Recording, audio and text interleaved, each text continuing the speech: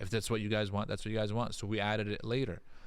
Yeah. Well, some folks would say that Muslim women are not supposed to pray in the masjid anyway, based on their understanding of a hadith. Which is what? The hadith that the best prayer for a woman is at home. Okay. So do you want to explain that for us maybe? From an Islamic paradigm, we don't just take solitary hadiths without understanding them completely comprehensively. Right. So there's another hadith that says, ya ibadallah la tamna'u ima Allahi masajid Allah. O the servant of Allah, the male servants, do not prevent the female servants of Allah from the houses of Allah. Mm-hmm. This hadith was narrated by Abdullah ibn Umar. And Imam An-Nawawi, and also even before him, Imam Muslim, they put it in the chapter of adhering to the sunnah of the Prophet ﷺ and the permissibility of cutting off people if they don't adhere to this. So it's a weird chapter. You're like, what? So the chapter heading is in Riyadh Salihin, where he says that we're going to put it in this chapter. Why? Because the continuation of the hadith. So who narrates this hadith is Abdullah ibn Umar. Abdullah ibn Umar. Right. Abdullah ibn Umar lived to be very old. We know he died in his 80s. So he's one of the Mu'ammirin, one of the long Sahaba, and he consulted them, and this is why he saw a lot of the change and stuff. His son Bilal ibn Abdullah ibn Umar, so this is Umar's grandson, and the son of Abdullah. He tells his own father, Wallahi inna lanamna'hun. He tells his dad, La, we will prevent them. He doesn't want his wife and his daughters to go to the masjid.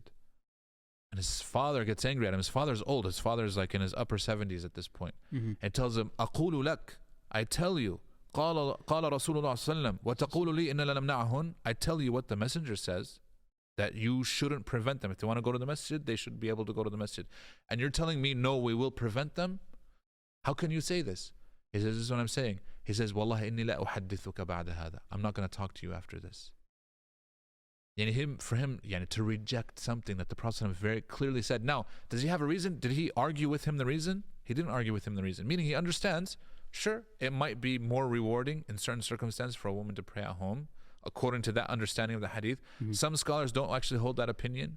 There are scholars, I think it was like Shatib and some others, who said, it's actually, she gets the same reward as men, but it's preferable, meaning not more in reward, but it's preferable, etc., etc. And they have a way of understanding that hadith. But even then, he didn't even get into the details. He understands where he's coming from. He's a man. He has ghira. He doesn't want his woman to be seen. You know what I mean? He doesn't want people to stare at her, etc., etc. He has that ghira. That's excellent. He didn't argue with him over the ghira. What he did argue with him is that the Prophet ﷺ is saying you should not prevent them. Yeah. And you want to prevent them. And he's like, yeah. He's like, I'm not going to talk to you after this. For 5 years, father did not speak to his son. Abdullah ibn Umar stopped talking to his own son, and he died in that state. Wow. He never spoke to his son again over this hadith. Wow. So this is not a new, what I'm saying this, why? Because it's not a new issue. This is a very old issue. And for some reason, people have it it's very heated for them. Yeah. We're trying to apply the original prophetic, you know what I mean? We want to make it as accommodating as possible without bending our principles. So sisters are welcome to come. They attend. They can participate. They ask questions all the time. We try to make it as accommodating as possible because, wallah, I don't know. I'm sure you've seen this. How many sisters are on the verge of leaving the deen because of the way that they were treated in a masjid? For sure. How many sisters have not only this, but they have an animosity against the masjid and anybody associated with the masjid? Many of the imams are like, oh, you imams, you mashayikh, you scholars, because of the issue of the masjid. They do have this. And to be honest, in a lot of cases, I don't blame them. Wallah, if I was a sister and I'm forced to pray in a closet, the cleaning closet, this has happened. Wallah, literally, I've seen this. You know what I mean? Yeah. Like, where are you putting me? Are you serious right now? This is all we can do, sister. Yeah, this is all you want to do. You could do more, but you don't want to. Yeah. It takes that willpower. For sure. Yeah, and just to add a little color, just another opinion.